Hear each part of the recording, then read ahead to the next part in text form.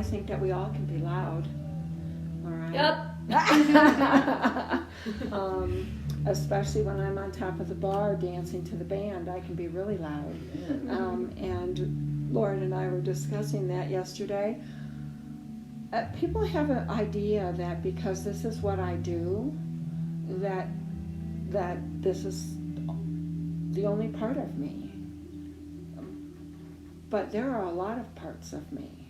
I'm a mother, I'm a wife, I'm a gardener, I'm a lover, I'm a kick-ass woman, I'm a adventurer, and I can be loud. How many parts are in you? Name a couple. How many parts are in me? Yeah, different parts of you. Oh, millions of different parts. What ones can you recognize right from the get-go? My strength, my clarity, my good-heartedness, my intention. So let's put those all in a pressure cooker. Which one doesn't get addressed enough? What part of you doesn't get addressed enough? Specifically, probably my strength. Okay. Kelly? Like my voice. Your voice? That's a really good one, honey. Okay. Lauren? Boundaries. Boundaries? Thank you. I was going to say boundaries too. You can say boundaries. I'll say boundaries too. So when it's in that pressure cooker, y'all know what a pressure cooker is, right? And you want that to be seen, and you want that to be heard. It starts to take on a force of its own, and it starts to push up in that pressure cooker. And all of a sudden you can see that little gauge going over there. And what happens when that part doesn't get acknowledged? It explodes. Definitely. And usually in ways that don't benefit us at all. You know, I mean, I have found myself in a moment of great regret, if you will, of, well, that wasn't how I was planning on handling that situation, okay? So if we don't address those things in perfect timing and go through, as Lauren and I said this morning, that wormhole, so that we can get through into the light instead of holding it down. Well, I don't know how to do it. I don't know what to do with it. I don't know how I'm going to make this happen. Somebody please show me. Somebody please tell me. Then we're kind of stuck in that momentum most of our lives. And it brings to mind, I have had one of my girls that's been with me for 25 years now, and now her daughter, who's 22, she used to speak like this. Hi, my name's April Bailey. And she'd be in circle with us, and I'd say, honey, for the life of me, I cannot hear you. Hi, my name's April Bailey. And I'd say, April, do you have a condition? You know, that you're unable to speak your name. And she'd say, this is how I talk. And I'd say, no, that's how you believe you talk. But I'm going to hold this space until I and we can hear who you are. This is April now. She's the head of the Department of Creative Art and Design at Kaust University in Saudi Arabia. She is a woman with a title. You have reached the office of April Bailey in design and creative format for the scientists of the world. And every time I call it, like, yes, yes. Did you want to project that sweetness while you were holding on to that fire that was burning in your belly because you were afraid that if you let that fire out, that people wouldn't love you? Okay? Yeah. So that's why we're here, right? We've all come to contemplate those parts of ourselves that have the right to grow, that have a right to be expressed in a way that we find our power and we don't disempower ourselves by having the outbursts that set us back tenfold, and then we can begin again with, I'm sorry, I didn't mean to do that. But we still don't know how to transfer that energy. I would like to start just with a gathering of, we have been coming together learning about the divine feminine. What do you know about the divine feminine? For me, the divine feminine is the fire that I connect to inside of me when I meditate. It's the one that when I'm on my runs and I want to quit, she wakens me and says, we're going to keep on going, I've got this. It's the one when I'm scared to walk into a room, she says, stand up straight, put your shoulders back, and walk in like you own the room. Like, that's my divine feminine. Love it. Yeah, I have her tattooed on me. You do? I do. May we see her? Of course. You don't get a tattoo, not to show it, right? Right. This is my divine feminine. Oh, honey, oh my word. Love So she it. incorporates a lot of different stages. Hang and on. May that be Kali Durga? It's not. It's not. It's inspired by a lot of like Indian Yes. and Hindu and Yes. Tibetan Yes. philosophy and theology that I study, but it's not any one particular, divinity. Well, darling, in my world, that's Kali Durga. You know who Kali Durga is? I don't believe so. Oh. Anybody? What a warrior she is. What a warrior she is. And when we sing her name, Kali Durga, Kali Durga, we invoke her presence and what she does, and I love to do this.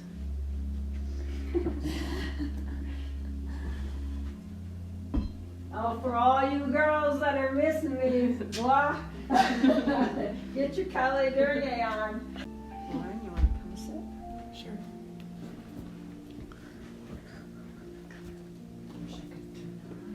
Oh, goddess. We always ask people to take the hot seat.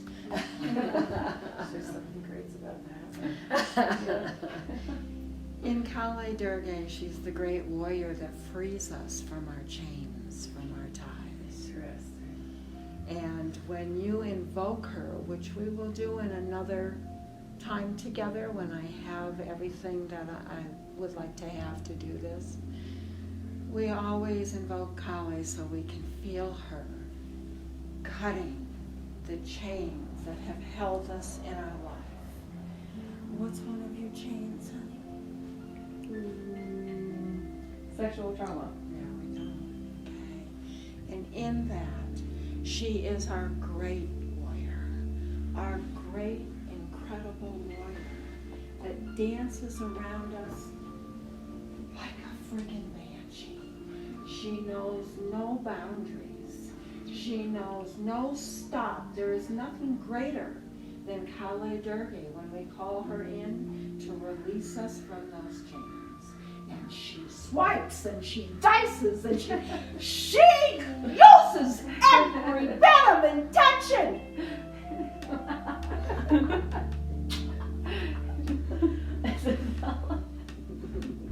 All right.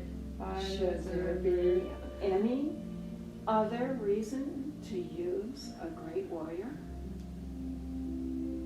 What battle do we want to win? What battle? The one within ourselves. That is correct. So we learn how to call upon those powers and we honor them deeply. This isn't New Age. This is thousands of years that these processes have been used. Some people go to church. Why has God forsaken me? We've all heard that expression.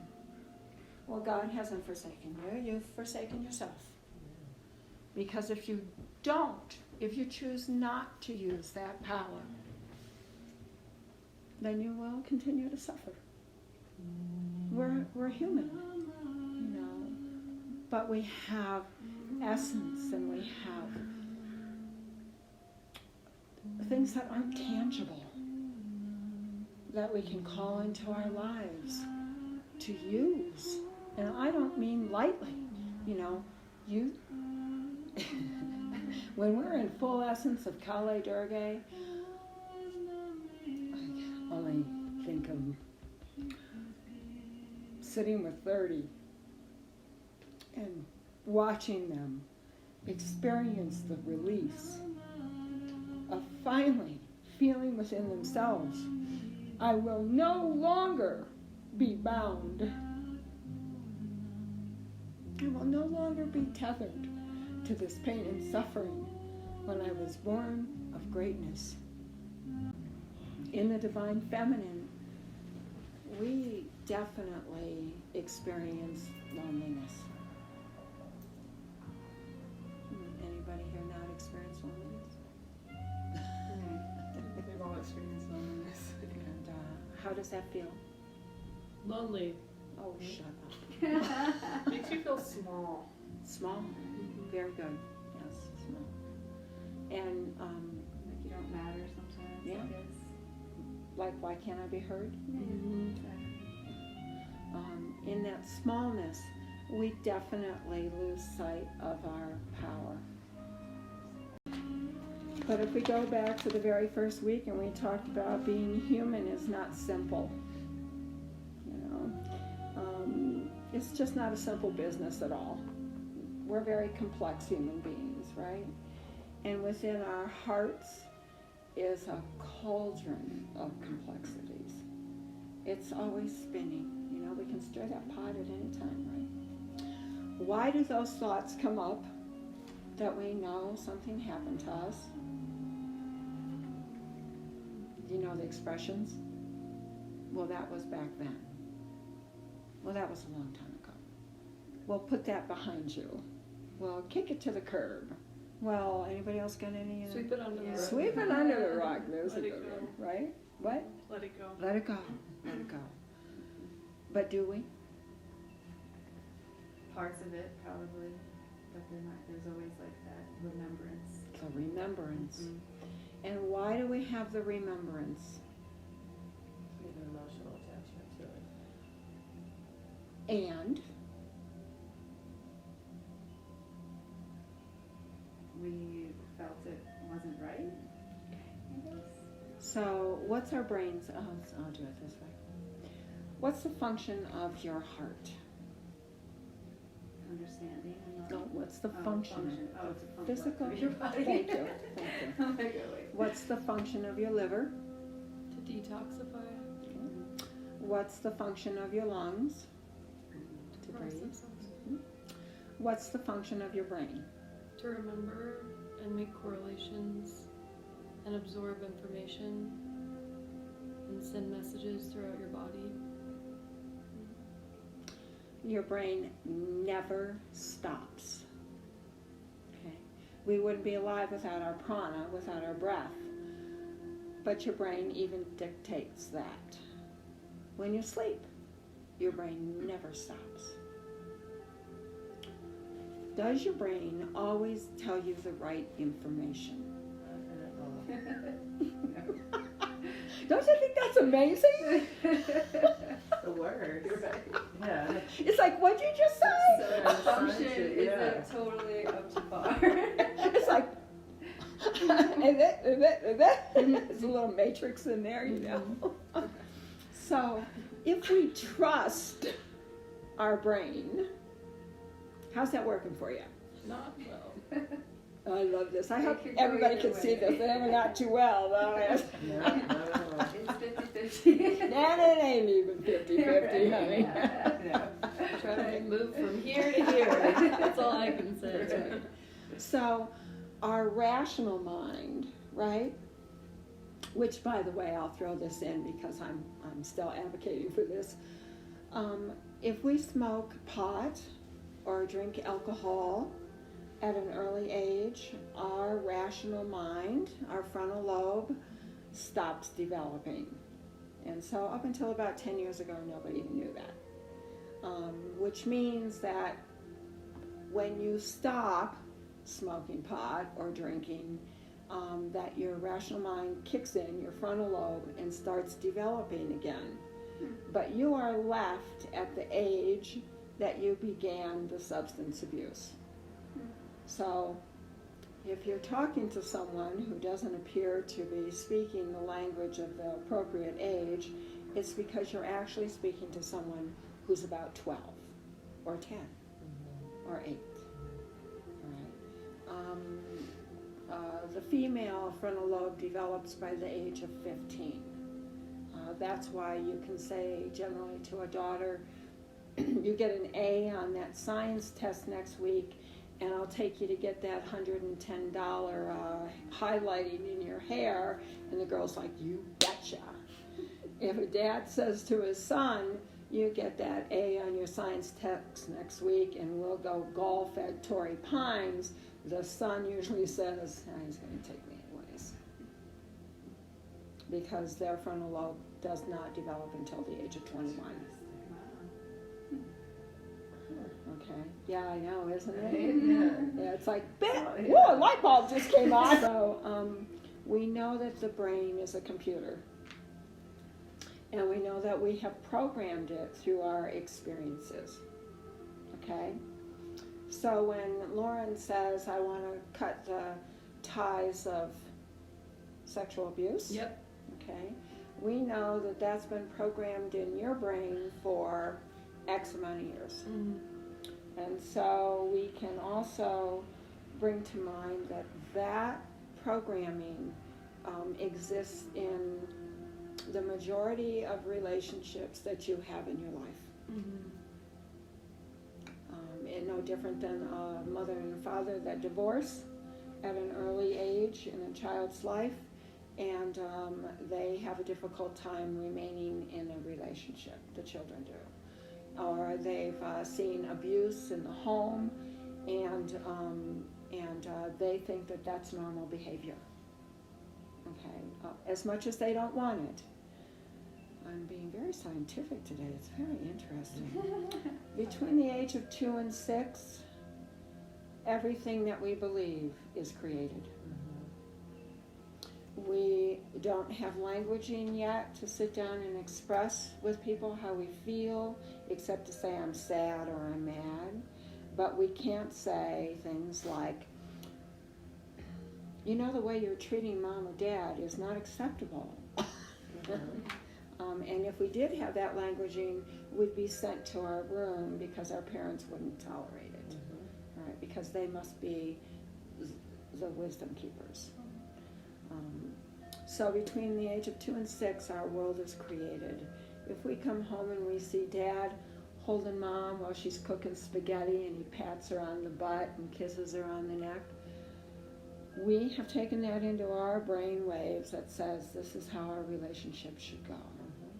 If we come home and we see them or hear them screaming at one another and not sleeping in the same rooms or so on or so forth, we create that illusion.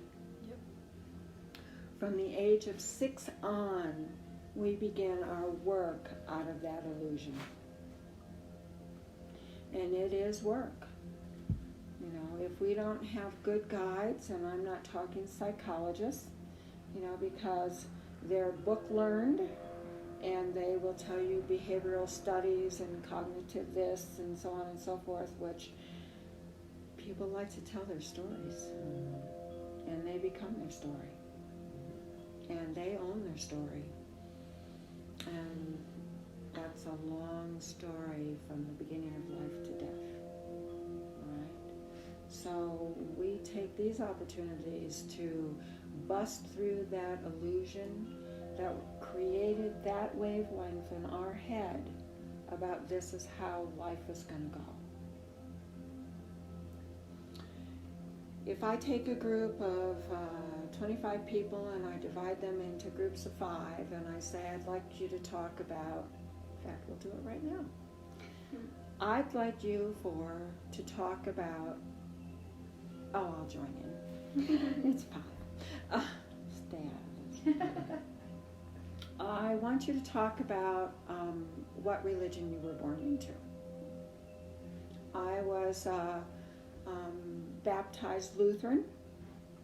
My parents never, ever discussed religion, ever. I knew nothing about my parents' religion. I believed in God. I said, now I lay me down to sleep. I said the Lord's Prayer. I felt it. So within me, I knew there was a God. I didn't prescribe to anything else, just that prayer, if you will. As time went on, I decided to go to catechism because I wanted to learn more about God. But the kids that were in the class with me, they didn't have that sense of God. They were just going through the motions. Then we got confirmed. Then the pastor and his wife and his daughter was a friend of mine in school. He came to the house with his wife and asked how much I'd be donating to the church every week. And I was 12. And my dad was in the breakfast nook reading the newspaper, eating his breakfast, and my mom was at the sink. I always tell that because that's always where they are during these moments. And he asked me, so how much are you going to donate? And I said, well, I have a question. How much does Beth get a week for her allowance? That was his daughter. Because she always had the greatest clothes, and I was wearing my sister's 12-year-old hand-me-downs. And I was like trying to figure out, well, how much does Beth donate every week? That's my 12-year-old mind was working it, And he said, why do you ask? And I said, well, I'm just wondering, how much does Beth get for an allowance every week? He said $25. I said, well, I get $5. And I have to pay for my bus to school and my lunch ticket. My mom and dad aren't saying a word. I said, so I think I've made a decision. I won't be coming back to church. And this was my dad. And he said, but I don't understand. You were just confirmed. And I said, but I've been saying my prayers to God in my bedroom my whole life. And I know that God is with me. And so I don't understand why I have to pay to come to your church where you give your daughter $25 a week. And I won't say this out loud, who is the biggest slut in our school. I don't get it. Okay, so I started my journey seeking my truth. Next. Okay, well, I was born into, my parents weren't religious at all, but their parents were very religious, so I never went to church growing up. But my dad was the son of a crazy strict Baptist mother of 8 children and father who was Catholic, so half their house would go to Baptist church, the Church of Christ. Half of them would go to Catholic church on Sundays. So my dad was kind of mortified by that experience. So growing up, he said, you're allowed to have your own connection and experience with God. I'm not going to make you go to church when you're with me. But if we're visiting your grandmother, you bet she'll probably get you up and make you go to church. I'll try and make excuses for you, but they may not always work, which they didn't. So I occasionally would go to her Baptist church, Church of Christ, and that was very intense, but my mother was not really religious. She grew up in the Episcopalian church, and so I wasn't forced, but the times I would go to church, I would always cry. I'd always be that little girl just crying and singing her heart out in the steeples. And my dad was like, okay, cute. Whatever's going on here is something. You're being hit somehow. And my grandma would be like, see, this is why you need to study the Bible and come to church with me every Sunday. But I wouldn't. What a dynamic. Yeah. I wouldn't, but I always had a very deep connection to God, and that looked like Jesus growing up because of like my grandmother's teachings and kind of subliminal stuff. But as I got older, my connection to God in my like late 7, 8, 9, 10, 11, 12, 13, it started to shift. It didn't necessarily have to be Jesus. It could be talking to a stranger and maybe God was talking to me. It could be, you know, a dream I had and maybe that was God trying to tell me something. So that was my connection. But there was definitely some Bible bumping from my grandma in there. So bless her. Yep. Thank you. Yeah.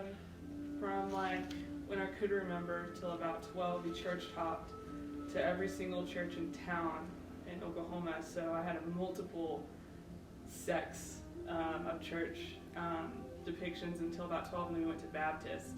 And it was consistent until I went to college, and then I didn't do anything with that. So I learned a lot of, you're going to hell if you don't go to this place, you're going to hell if you don't go to this one, until we went to Baptist, and having a 12-year-old mind freaking out, like, I'm going to hell because we're in a church that this person said, if we are here, we go to hell, so why am I here at this moment with my parents? And growing up and realizing how ridiculous it was going to every single church and knowing that no matter what, you were just going to hell as a Christian was my upbringing in religion. God bless you. Seriously. So yeah, that was my upbringing in church. Just every single Christian sect you can think of. Thank you. Seriously. Yeah.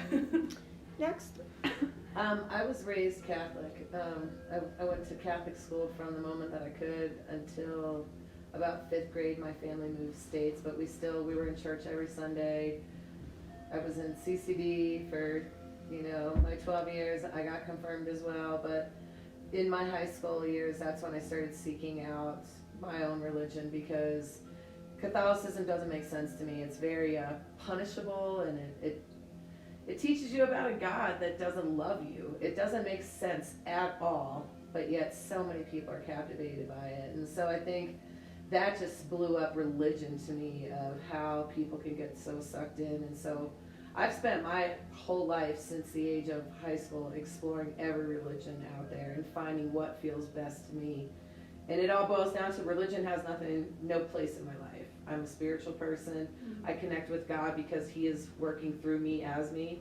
So I'm very in tune with all of that. I wish I would have realized it when I was 7 or 8 years old, man. Because I had a lot of nights of a lot of Catholic shame and guilt where I made myself sick all through middle school and high school because I wasn't doing something that was in the Bible, and I thought I was going to hell and I was being punished, and shame, like it's messed up my the way that I view sexual relationships. It's messed up, and I wouldn't say messed up, it put a kink. It just gave me another challenge to walk over. Nothing in my life is bad. This all happened to get me to where I am today, but it just, you look back at the age that I am now, and I'm like, man, I wish I could learn that lesson a little quicker.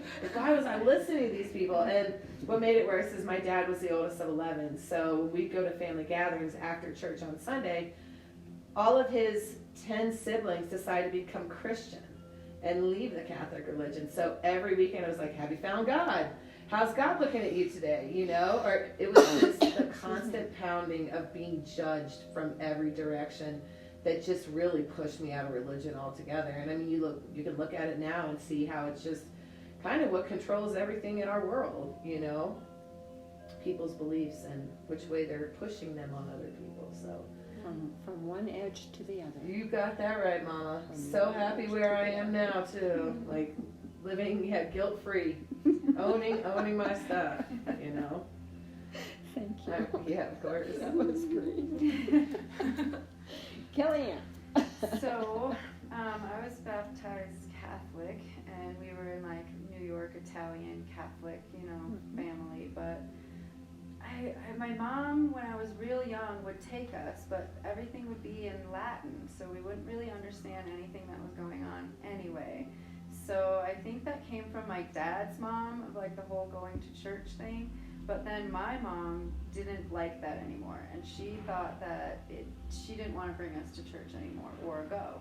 And my dad, I guess he wasn't really into it either, because as far as I remember, he was kind of like an atheist, I guess. But we didn't go to church after that, so I don't really remember anything about church, and I don't remember exactly what age we stopped going. But I do remember going into the big masses of church, and then they would, like, I don't know, have just this big, long, boring sermon, but I wouldn't know anything that was happening because it wasn't in English. So my mom thought that that wasn't making any sense, so all of a sudden we weren't going to church. And then one day, like during, I don't know, whatever time, I started asking questions about where all my friends were on Sunday. Because Sunday would roll around and I would go out to play and none of the kids would be around, and I would ask my mom what was going on there, and she was like, oh, well, they're all at church. So my friend Rachel, who lived down the street in New York from me, would go to church, and they were not Catholic, Christian. They were Christian. So then Michael and I started going with Rachel and Jason, her little brother, and their mom Sue, to church with them. And the Christian church was a little bit more fun than the other one because it was in English. I mean, just as a kid. No, like, I love was it. like I love the 5, 6, whatever, perceptions, of course. right? So there would be like the parents would go and they would send us off to Sunday school, right? Where they would teach us about God, blah, blah, blah. But they would do it in a fun way where we would do projects. The one project I remember specifically was we made Jesus shoes out of cardboard and rope. It was really weird. That's pretty funny. And then there would be coffee hour with donuts Sure. and cakes. So it was like, for a kid, it's like, okay, yeah, I'll go for the donuts and make the project, blah, blah, blah. But I don't really remember specifically taking in any of the actual religion, okay? And after a while, my friend's mom died, and when that happened, I never went to church again. So, isn't it interesting? 5 women from 5 different places, right? All of our lives began with a formatted religion. Okay? All right. So there's your brains, there's your computer working. Whether you accepted it or not, it's still there. It's still running that circuit. And in that moment, when you have great need, perhaps you find yourself calling upon it. Unknowingly. Unconsciously. But because it was formatted in you at such a young age, your brain, that mechanism in there, pulls you back to it. You may not like it. It may be uncomfortable. You might call bullshit on it. But you're back there. Maybe if I had just. Maybe it's true. Maybe I'm wrong. What if? Oh my God, am I a sinner? I happen to like that one the best. Okay? And then you immediately discard it. Immediately. Is that fair to say? Mm-hmm. Isn't it interesting that each one of you have stated, but now I'm using my spiritual self, and yet it's still there. It hasn't gone anywhere. Because you really, really have not processed through that information in your brain yet. That formative time has left an impression in that computer that can last a lifetime and can screw things up terribly if you don't evaluate it to the point of finished, done. All right, I'm going to do this with you. So let's close our eyes for just a second here. We'll have a little playtime. And take a couple nice deep breaths for me, if you will, all the way down into your tummies.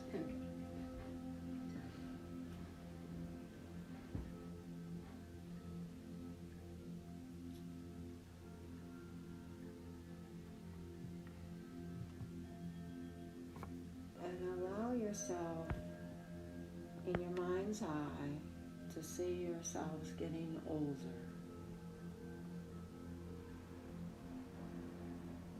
Growing through your 30s and your 40s and your 50s and your 60s. This is play along, so just play the best you can. And you can look behind you and you can see what your life has looked like. Just snippets. When you look at yourself, you see that your skin has aged and your face has aged, and you know that you're coming into the later part of your existence. And just for a moment, imagine that you are and you know that death is within the next 24 hours.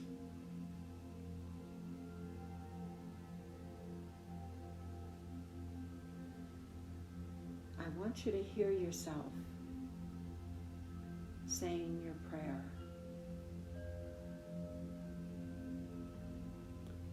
Saying your prayer.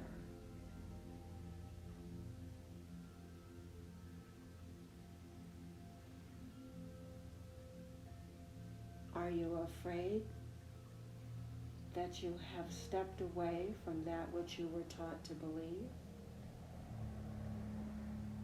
Or are you openly embracing your spirituality and knowing that you truly are one with God?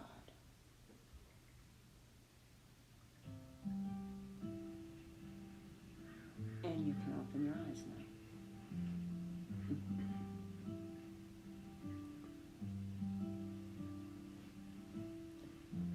It takes a great deal of wisdom to get to the place in your life where you can stop that brain of moving in the direction of fear.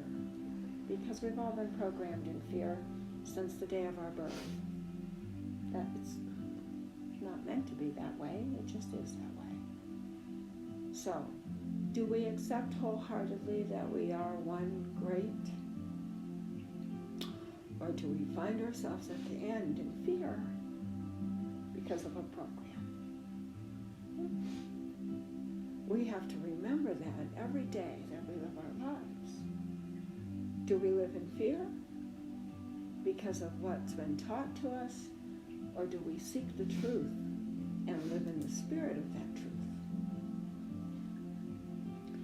That's the power. That's the power of the divine feminine.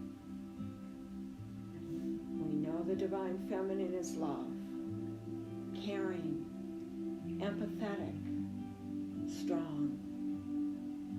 That is the divine feminine.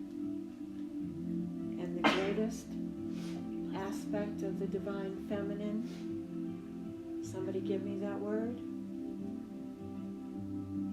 What is the greatest aspect of the divine feminine? Nurturing.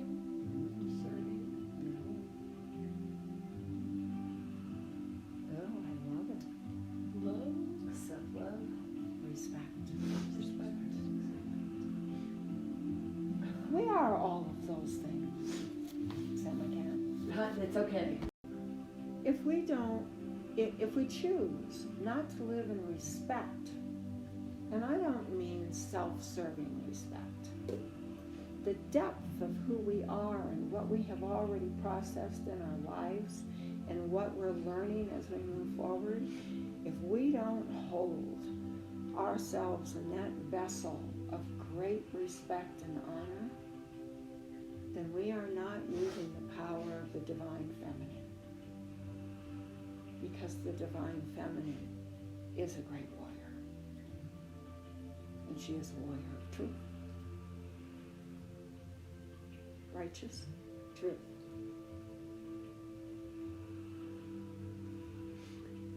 When we find ourselves alone, what are we seeking?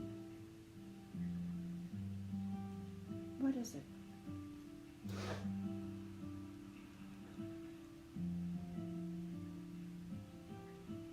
Someone understand us? That's the outside.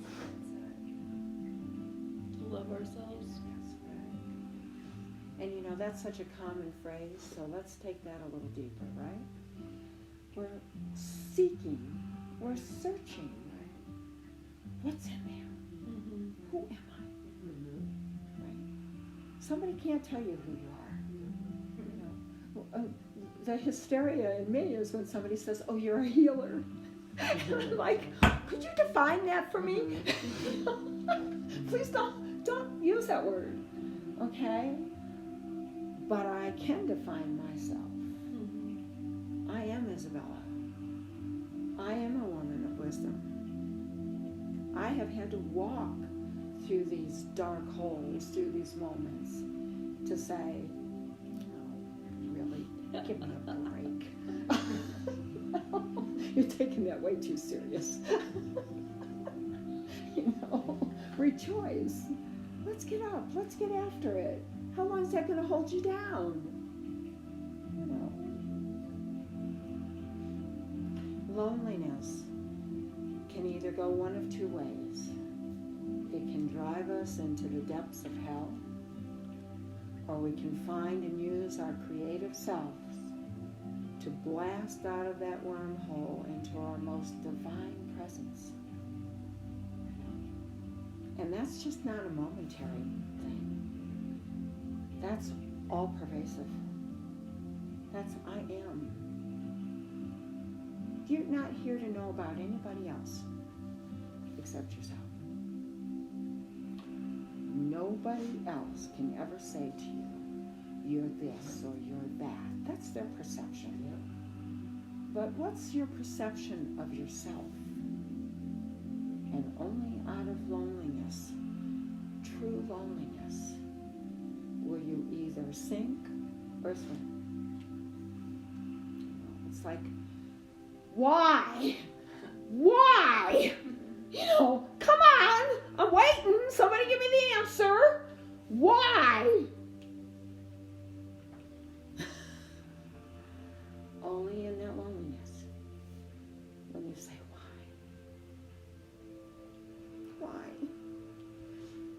Why am I hurting?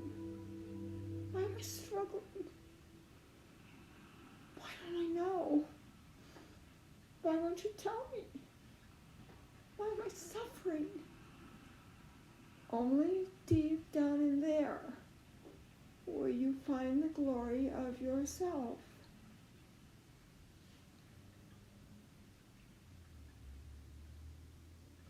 There's a lot of talk about what the future of work looks like. That's right. Technology involved in workplace can change like never before. Anybody want to talk about loneliness? The need for workers.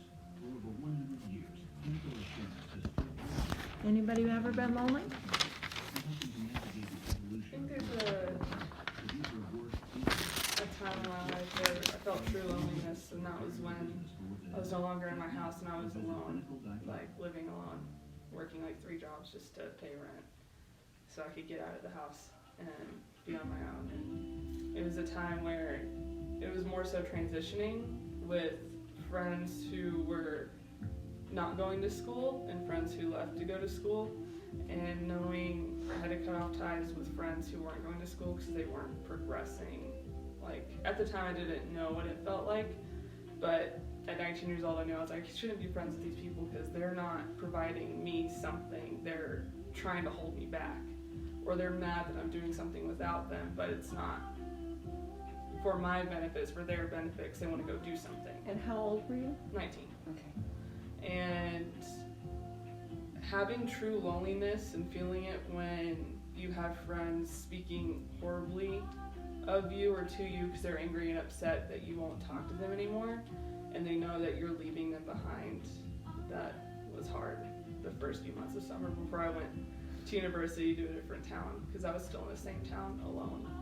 And knowing that you have no one there, because all your other friends that you do want to progress with are in New York or they're somewhere else, you know, at a college that you didn't get into.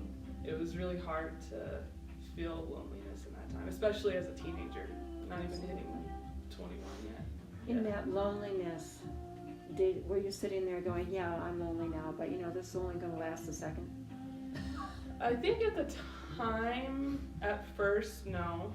But closer towards the end, when I was about ready to go to school and I was moving, I was like, yeah, I'll be fine. But in the very beginning, it was dark because I left my parents. I was gone. I wasn't speaking to them. I wasn't speaking to any of my family, and then I had no friends to speak to. So I was just alone. So it was a very dark time. All I had was work and home. Would it be fair to say that in that loneliness and the depth of that loneliness, you had to seek Paige? Yeah, for sure. Mm-hmm. Yeah. So So a lot of times that's a I think to sink or myself, swim, honey. You know that, right? Yeah. I can wallow in the depths of this loneliness, Mm-hmm. or I can know thyself. Yeah. Definitely when I came out of, when I swam instead of sinking, the moment I moved to Carrollton was where I went to school at West Georgia. I had so many people who wanted to hang out with me, I didn't know what to do. So it was definitely more of like, when I swam, I learned that my openness brought in people that I wanted to hang out with. But if I sunk, I probably would still be in the same apartment, in the same town, driving 40 minutes to an hour to school and working the same 3 jobs and being sad for another year, potentially, if I sunk. So how many times in our lives have we chosen to sit in our loneliness because we were afraid that we'd have nothing? You know, there's that expression, I've grown comfortable in my uncomfortableness.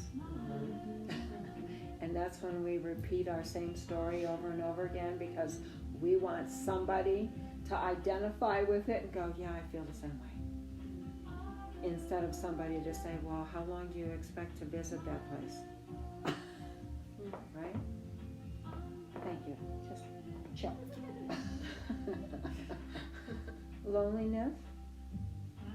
I've dealt with loneliness all throughout my life, but I was thinking of something when you said it. In my late 20s, I had a really bad breakup with somebody that I thought I was going to marry, and it was my lowest low. And then I got really heavily involved in drugs and alcohol and self-abuse, and I kept myself lonely. And then there was the difference between defining alone and loneliness. And through all of that, you know, tears and hatred and all this kind of awful feelings, I've come to, like, I love my alone time. I spend most of my time alone, and I absolutely love it. I cherish it. Letting somebody take away from that is where now I find the, you know, trouble, is that I like being alone so much that, yeah, I don't really have loneliness anymore, because loneliness became to me a state of mind. Everything is perception to me, and how you choose to look at it. I did sit and wallow for several years. I mean, I gained weight. I kept repeating the patterns, even though I was sick all the time, and you know, all the signs were in front of me. I didn't want to see them, and it was like, well, maybe if I do this, then I'll end up meeting somebody else. It was always sinking lower to see if I could get higher, and it never served me, ever, and it still doesn't, and it will never. It has no place in my life, but that, I think, coming out of that has taught me just to, you know, when I feel that I'm feeling lonely, I have a dog. I start looking at things in my life that I might be taking for granted, and I say, hey, you're not lonely. You have all these great people you work with. You're not lonely. You have this dog. Like, when you go outside, all the birds come around. Like, you're not lonely. Like, change your perception. What's going on in your life that's making you feel like you're lonely? So I think going through all those tough times has really, you know, benefited me so much. You know, being bullied by the universe is the biggest blessing I've ever gotten. That's true. That's that loneliness. Yeah. You know, we can't, it's impossible for us to reflect internally until we reach loneliness. You know, and the more we grow, the shorter those periods of loneliness become. Because, again, thank you for sharing that. We were discussing perception yesterday, and I was in my meditation hall, and I had a student come in, and I love her dearly, and I was drumming, and she was like, blah, blah, blah, blah, blah, blah, you know, life sucks, blah, blah, blah, blah, blah, and, you know, she's 25 years or more younger than me, and I just kept drumming. I said, Janine, stand up, go look out the window. She Chicken was over. I just joined them. I go, what do you see? Oh, I see the orchards, and I see the Laguna Mountains, and I see the oak trees, and, I see the granite flows, and I see the sacred circle. I go, come on, sit down and draw. How's your perception now? What did that take? 2 seconds. Okay. So if we want to wallow in our loneliness, we are our worst teacher. Okay. We have to recognize it before our brain clicks in and takes over the old circuit. I deserve this, I don't deserve anything else. My friends don't want to be my friends anymore. Well, maybe they were never your friends to begin with. That's not a judgment. That's definitive. It's a learning process. It's a learning process, maybe my family or my husband, they came for that moment for me to learn. But that doesn't mean that I have failed. That means that I have had the experience. And I'm thankful for that. Perhaps the moment that took place in our youth that was uncomfortable for us, that showed us that, and we know this, we learn much quicker from the darkness than we do from the light. Oh, yeah. Darn. So perhaps, that brings you into a space in your life now where, and I caution on this one. When I speak to a group of women who have had molestation in their lives, I will guarantee you that it can be 50 years and they are still the victim. And they have told that story 5,000 times because they want you to know that they are a victim. Okay? Give them an hour, and that's my point. Give them, you have 1 hour. Tell me all about it. Tell me the very ugliest part of it. Go ahead. I'm fully present. Time's up. How many times have you told the story? 100? 10? Nobody understands. Nobody understands. I'm like, all right, I've given you 1 hour to convey every detail about that story. But I'm not done. My grandmother was molested, and her mother was molested. It's a cycle in our family, and now I have daughters, and they're with these jerks, and I'm like, no, we reached our hour. We reached our hour, okay. Where do we go from here? Who else are you? What do you have to bring to Circle? What do you have to bring to the power of who you are? I don't want to sweep it under the carpet. I don't want to say that was then, that's behind you. But I do want to say, this is now. Tomorrow's tomorrow. Are you going to teach to a circle of women that you should remain in victimhood? Or are you going to teach to a group of women you are in the now? What else have you got? What do you want to create? If you do art therapy and you say, and we'll do this sometime, draw me a picture of what your childhood looked like. I drew a picture of my mom and dad's beautiful house, me looking out my bedroom window with tears flowing down the front of their beautiful house, and watching the drug dealers out in front selling heroin to my friends, and my boyfriend in a coffin. Okay? The perception of what my parents thought my childhood was is that I lived in a beautiful home and I had a loving mother and father, but that wasn't how it was in my childhood realm. Now draw a picture of where you are now. Okay? So I can draw a picture of the trees and the birds and the rivers and people sitting in group and being in communication and communing. We have a choice. We're the only living, breathing, universal spirit, God-made entities in this world that were given free will and choice. And if you don't think that's a gift, I don't get it. It's a gift. You were given free will. I choose to walk a different path. I choose to think a different thought. I choose to create new friends. I choose to hold space. I choose to sit with the death of my parents. I choose to sit with the birth of my children.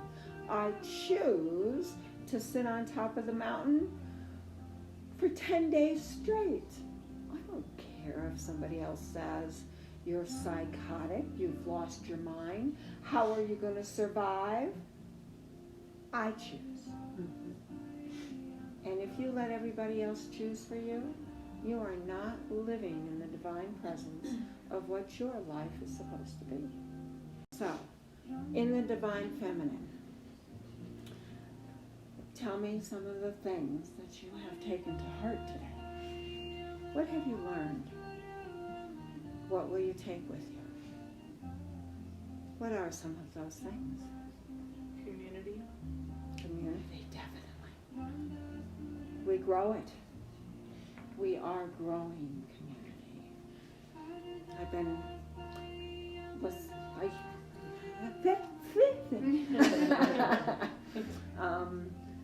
25 years ago, they asked me to build a center here. I've lived here since 1968. I also have a home in California where I'm a director for a very large healing school, or have been in the past. And I laughed hysterically because I knew they would tar and feather me and run me out of town. It was very conservative. You went to church, and I would hold a class in the middle of the woods. Then I went on about my life to do other things, and I do believe that now is the time. Now is the time. People are seeking. We live in a place of beauty here, and yet I find so many are empty, and so many have chosen to step into the bars to create friendship with another soul that sits next to them, speaking the same sadness as the person next to them. That's not the world that I choose to live in. I'm in great respect of where we live. And I hold space for all of those that want to be in that place. We can grow this community 100-fold, just as I did in San Diego, because people truly in their hearts have a place that is so alone that once they start gathering, there's nothing but joy. So today we've learned that loneliness propels us into the light. Right? We have to be warriors. We must. And we don't do that by saying this is the only way it's going to happen. Kali Durga. Kali Durga. Use her. Oh my God, you're just going to be, it's a dance like no other dance. Okay. What else was taken in today? I'm gonna quit looking at my notes. I think I was just going to say that. You do much better when you don't do that. That takes away from what I've learned. But today was a really good reminder and learning that while standing in your center, you're much more likely to be able to be in your truth when you're constantly allowing others input and opinions to dictate your life. you're not in harmony with your truth. You're not in harmony with your calling, with the Creator, the universe, God, whatever that may be to you. And so just having that reminder, you know, to show up for yourself in love and centeredness while still being that strong warrior, Kali, Durga, who takes the skulls of anyone in her path and in her fury, you know, and sometimes that's the appropriate energetic stance, is when things may be in your way, or relationships that don't serve, or people who you've allowed to influence your life for so long who don't maybe have your best interest at heart, that it's okay to slash that out of your way and be on with your truth. Let me ask you a quick question here. How many of you have actually had someone in your life who only had your best interest at heart? Most people journey through this lifetime without knowing what that means. That's all there is to it. And when you try to define that with your friends, they can only see it this far because they have never themselves encountered the truth of one person loving them so deeply that they will be there unconditionally forevermore. That's what community draws. When ego steps into that community, it disperses, it falls apart. Communication is communion, so that's something that I ask of all of you. You know, if you need to take a moment and ask me and say, Isabella, I'm in non-agreement, I'm not sure, would you clarify? Then I ask that you do that, because I will not take a step forward until clarification is present. That's all there is to it. I'm who I am. So we come together in the divine feminine. We come together learning our strengths and our love. And we take that to the world. When you need a refresher, you stop, you take that deep breath, you let it out slowly, and you say, I am her. And thank you all for coming today. Can I share a song, Kali Durga song? I love you too, honey. Thank you. Someone taught this to me a couple of years ago when I was living in Thailand, and ever since, Kali Durga has been one of my very strong allies. And I was Kali for Halloween 2 years ago. Painted myself blue. I love Kali. Okay. Jai Shri Ma Kali Kali Ma Jai Shri Ma Jai Shri Ma Kali Kali Ma Jai Shri Ma Ananda Ma Durga Devi Jagaram Ananda Ma Durga Devi Jagaram Jai Shri Ma Jai Shri Ma Kali Kali Ma Jai Shri Ma Jai Shri Ma Kali Kali Ma Jai Shri Ma Ananda Ma Durga Devi Jagaram Ananda Ma Durga Devi Jagaram Jai Shri Ma Jai Shri Ma Kali Kali Ma Jai Shri Ma Jai Shri Ma Kali Kali Ma Jai Shri Ma Ananda Ma Durga Devi Jagaram Ananda Ma Durga Devi Jagaram Jai Shri Ma. Thank you. That was awesome, yeah. Good music was playing along with you. Goosebumps. When we do call it chant, when we chant and evoke the presence, in this regard, we are invoking that in all of us. It's an honor, honey. Thank you. Oh, thank you. It's an honor to be gifted song by dear friends and have them teach me. And now for it to come full circle, to be in a circle of beautiful women where we're using these modalities and sharing together. So thank you for hearing me. Thank you. Thank you for sharing. Thank you. Thank you. Oh, well. I don't think I've made it through one yet without crying.